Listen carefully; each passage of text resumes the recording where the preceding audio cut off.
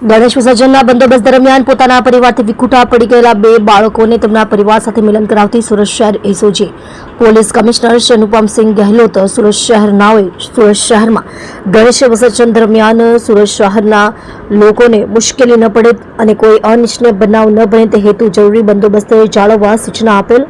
સૂચના મુજબ નાયબ police commissioner Shri Rajdeepsinh Nakum SOG નાઓના માર્ગદર્શન હેઠળ એસઓજી ટીમ દ્વારા નીચે મુજબની કામગીરી કરવામાં આવેલ છે। आज रोज तारीख 6/9/2025 रोज सूरत एसओजीनी टीम चौक बजार पर आवेला होप पुल पास कोई अनिच्छनीय बनाव न बने ते अनुसंधाने सतत पेट्रोलिंग में हती। ते दरमियान बे नाना बाळकोने रडता देखायल जे अनुक्रमे उमर वर्ष 4 અને उमर वर्ष 3 ना हता। तो तुरंत ज एसओजीनी टीम द्वारा तेओ पासे जईने तपास करेल અને एसओजीनी टीम द्वारा सदर હું બાળકોના વાલી વારસને શોધી કાઢવા સારું મહેનત ચાલુ કરેલ અને ગણતરીના સમયમાં જ એસઓજી ટીમ દ્વારા બંને બાળકોના વાલી વારસને શોધી બાળકોનું તેમના પરિવાર સાથે મિલન કરાવેલ।